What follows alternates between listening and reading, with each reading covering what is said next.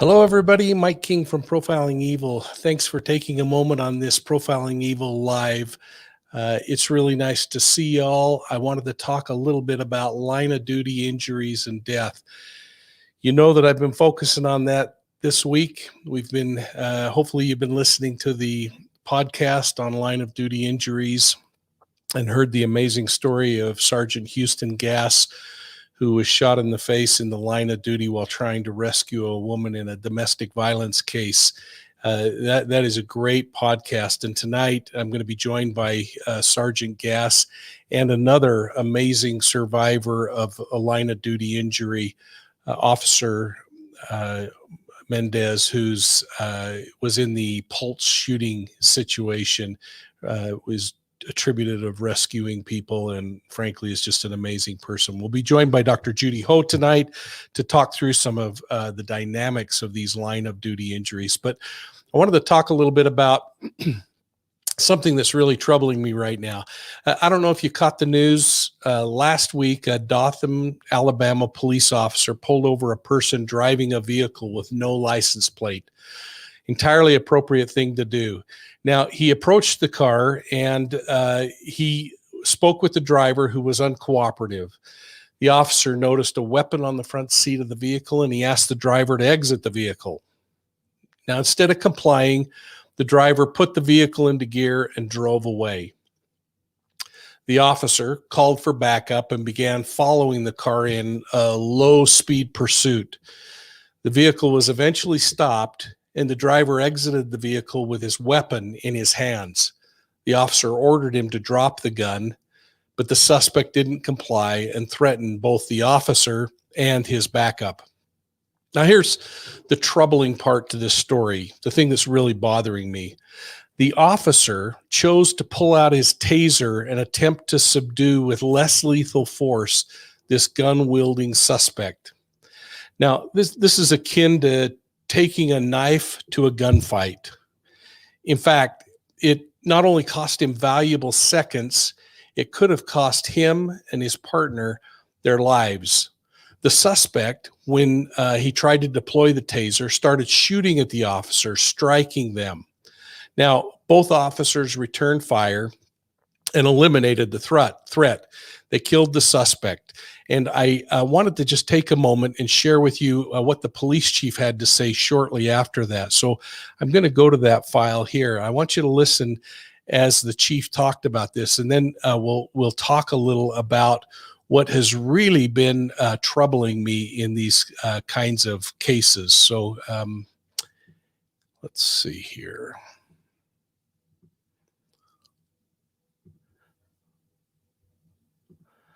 Let's listen in on this. Officers attempted to use a taser to incapacitate the suspect. The suspect began firing at an officer and struck him in the left leg. The officer and his backup fired at the suspect, ending the confrontation. The officer is currently in surgery. The suspect was pronounced dead at the hospital. You called SBI. SBI is here, the State Bureau of Investigation. They will be handling the investigation of the incident, which is standard procedure. Chief, you went to the hospital. Did you have a chance to visit with your officer? And if you did, can you share his spirits considering what happened? He's doing well. He's in a lot of pain, obviously, but his family's with him, and he's getting the best care that he can. Can you identify the officer? I'm not going to do it this time. I'll let SBI handle that. Okay. Did you identify the suspect? No, I don't believe we have confirmation on his identity yet. So not until we do that, make sure that his family's notified, we won't be doing that. Again, that would be something that I would let SBI handle. Chief, you might have said it before, but how many officers were involved in total in this altercation? I don't have that information. It was more than one. When the officer made the traffic stop, or when the suspect stopped at 3rd and Trail, was the officer that got shot the only officer there at that time? No, he was not. He had backup. So they had backup. This, as you mentioned, was a traffic stop or attempted traffic stop, correct? Correct. Was there police body cameras available? Yes, there are cameras, body cameras and car cameras available. We will be turning those over to the State Bureau of Investigation, and they'll be in charge of that part of the investigation as well. Do you know if there's anyone from the State Bureau of Unit that might be able to speak with any of the media later today? I hate to speak for them. Also, you said, attempted to pull over for the vehicle not having a tag, correct? Right. It did not have a license plate. Okay, and I'm sorry, forgive me if I misheard you. There was a chase or no? No, it wasn't a chase. We deem these as a vehicle follow. The vehicle left the scene before he was released, but he didn't speed, he didn't make evasive maneuvers, and so the officer just followed him. Chief, I ask this with understanding of what your answer is going to be, but you're confident that your officer acted appropriately and the investigation will reveal no wrongdoing on his part. I'm sure, don't you? I feel confident in our actions and our response. And the suspect did fire first? That is the information that we have, yes. How long do you think the investigation will take before we have any further answers? That is in the hands of the SBI. Do we know where the suspect was shot? No, I don't have that information. Which hospital is your officer at Southeastern Flowers? I'd rather not identify which hospital. Are there any other suspects that were in the vehicle or? I don't have the information on anybody else in the car. Thank you. Chief, one thing, a lot of people making comments. And they're Yikes. saying, Well, I'd encourage you to go officer shot follow first. up on that That's not story consistent and with what read who that witnesses told me on the suspect scene. is. And When in I fear arrived, of he was sounding quiet. like a Monday morning quarterback, I can't Anything help you but wanna wonder if the say, officer all these people was speak second out, guessing his records that does training not know because the of facts. fears about The whether officer his did not fire department, first. The officer city did fire a leadership, or the taser, public and when even that was unsuccessful, would stand the behind suspect him in shot that him. lethal decision that And he we'll had just to leave make. that there.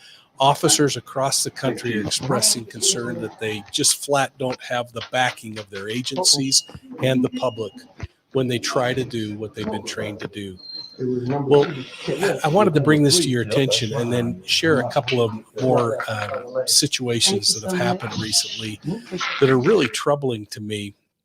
I guess as much to just get your sense on this and your feelings on it. So as we walk through these, maybe you can be thinking about how you would respond in regard to these. The next one, like you, I've read numerous articles that suggest that police are in need of regaining the trust of the public in America. Well, my concern is as much about that as also our police gaining a trust in their administrations and the jurisdictional politicians that are backing them up. Police officers deserve the right to be safe while they're doing this really incredibly unsafe job. And I just don't like the way this pendulum has swung. I want to talk about another case in Salt Lake County. Let's look at what happened just a couple of weeks ago. 2 sheriff's deputies saw a suspicious man in the parking lot of the Salt Lake County jail. Now, this isn't a public park. This is a jail. The suspect was later identified as Joshua Michael Johnson, and he suddenly pulled out a concealed firearm and he opened fire on the deputies, striking both of them. Deputy Burke was shot in the cheek, and Deputy Grossa was shot in the eye. They returned fire, killed the suspect, who was later identified as a fugitive from justice. Now, here's a question as we go through this. Are we tying the hands of our police officers and increasing their risk of being injured on the job by the way things have swung in this pendulum? Now, rulings like those handed down in the Derek Chauvin trial last week prove that the system works when police use excessive force. I have great faith in the system, but personally, I'm still really uncomfortable with the city of Minneapolis, who settled on $27 million, a civil suit with Floyd's family, while the Chauvin jury was being selected. I mean, right while they're selecting jury members, they're admitting guilt as a city and giving away $27 million. I'm really uncomfortable also with a member of Congress showing up in Minneapolis, 2,000 miles from her own district, I might add, and urging protesters to stay on the street and to, quote, get more confrontational if they don't get the jury decision that they wanted. Now, because this is such a hot topic, I just want to also publicly say that I personally supported the police use of force up and until the officers reported that they couldn't feel a pulse on George Floyd. Then at that moment, everything changed. And for the next 2 minutes and 53 seconds, I've said a number of times that that's really the challenge that had to be overcome and answered. And, but for 2 minutes and 53 seconds, when they knew there was no pulse, that's what's offended so many people in the law enforcement profession about what's happened. Well, we can't sacrifice officer safety while we reboot and become better as a profession. Most importantly, we can't abandon due process for those who are protecting and serving us. You know, it happened again in 2 separate use of force situations in the past week. Politicians and the public have called for the dismissal and criminal charging of police officers before any investigation is complete. I think about the mayor of Chicago, who just released this, was just quoted in this news article, where she's quoted as saying that she wants to prevent police officers from pursuing suspects without getting further permission. I wonder if suspects in Chicago are going to figure out quickly that the best way to get away with crime in that city is to simply run away from police. And then what about Portland removing $15 million from the police department budget as part of this defunding strategy? In the months that followed, 115 police officers quit the police force, leaving the sworn staff well below the number 200, that they are more than 200 people below what they're authorized to have. They're authorized to have about 1,001 people, and they're down to 818 police officers because of this feeling of lack of support. What's more, when gun violence rose up in the parks in Portland, they decided to create something they called a focus intervention team. It's a team of unarmed security officers who are patrolling the parks. Now, I'm not sure how they justified a move like this that puts unarmed park rangers in as the first responder in a strategy to reduce weapon crimes in the parks.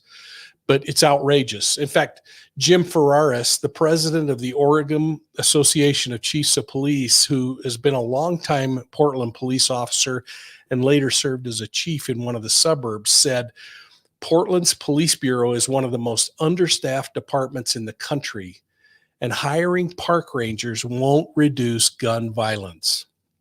He said, quote, park rangers aren't going to have an impact. That's it. They're not trained for, and they're not hired for gun violations. It's not what they signed up for. These officers don't even have ballistic vests for protection, close quote.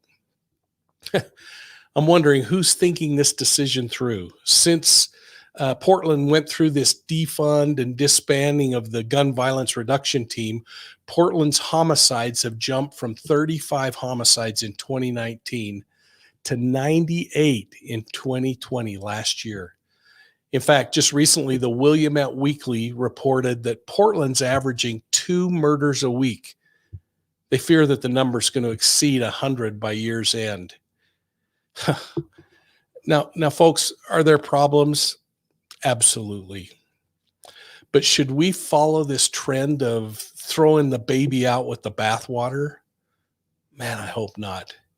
The dialogue of what police can do is this dialogue to be better is worthwhile, but the defunding and turning our backs on those who are protecting and serving us is simply not the answer. I am so troubled by what's happening. Officers are getting hurt because they're fearful of using deadly force. I want you to think about a couple of more stories here before I close this out. Think about Corporal Keith Heacock. He's a 22-year veteran. He's a father. This Delmar, Delaware police officer suffered a traumatic brain injury on Sunday. He's in critical condition after he tried to rescue an elderly couple from an assailant, and he was beaten by multiple offenders. I think probably because he was afraid to use lethal force when his life was on the line. Now think about Mojave County, Arizona deputy Kyle Breidman, who's being scrutinized for shooting another domestic violence subject who beat him with a board. Now go online. I want you to look this up, but I hope you'll listen to the officer as he pleads with the suspect to submit to the arrest while he's fighting with him. Instead of complying, the suspect resisted. He got away, and he started to beat the officer in the head with a board. The officer was bleeding profusely and finally had to shoot him. This is a dangerous job, and this pushing officers into a corner where they're more afraid of their administration than being killed by a suspect is a terrible thing. I really am nervous about this. Well, I hope that this discussion will prompt you to get more involved in your community. I hope you'll send an email to your local police department or your sheriff's office and let them know that you back the blue. Figure out who your local politicians are, and if you can, create a dialogue with them. Ask them how they feel about law enforcement and how they treat both officers and the community if similar kinds of incidents occurred in your town. Now, most importantly, I hope that tonight you'll consider coming on and listening to choir practice. I want to pop this up here. Tonight, I'm going to have Sergeant Houston Glass and Omar from Orlando Police Department. This officer went in during the Pulse shooting and drugged people out. He's credited with saving lives. Sergeant Gass was shot in the face. You've had a chance to hear from his podcast this week. I'll also have Dr. Judy Ho on tonight to talk about this thing. So don't forget to join us for choir practice tonight. You're going to want to hear this, and you're going to want to hear Dr. Ho's unique way of asking questions as we talk through this challenge of line of duty injuries. You're not going to want to miss this story of survival of two cops who faced death. Now, remember choir practice at 8 o'clock tonight. I really do appreciate all that you do and your support of Profiling Evil. I want to just shout out a couple of you and thank you for jumping on. Again, remember 6 o'clock tonight for 6 o'clock Mountain, 8 o'clock Eastern for choir practice. Maui Girl, how are you? Heather 77, so good to see you. Miss Sophia. And every time I see Miss Sophia's name, I have to remind myself to apologize that I never give notice. I just jump on, but thank you. Wendy Henschel. Thanks folks for all your support. I really appreciate it. And always know that we would love to have you join up in our channel memberships, or you can always donate if you'd like to through PayPal or Venmo or others.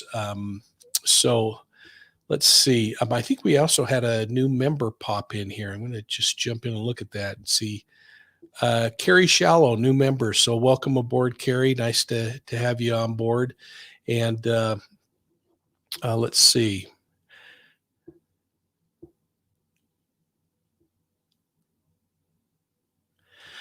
Anyway, folks, tonight's going to be really important. I'd love to have you get all your support there. And if you haven't gone into the community tab and taken the who do you like better, Starsky or Hutch, I'm interested in seeing what your thoughts are there. And with that, I hope that you all have a great day. We'll see you in just a few hours on choir practice at 8 p.m. Eastern, Profiling Evil. So from all of us at Profiling Evil, thanks for your support, and we'll see you in a couple of hours.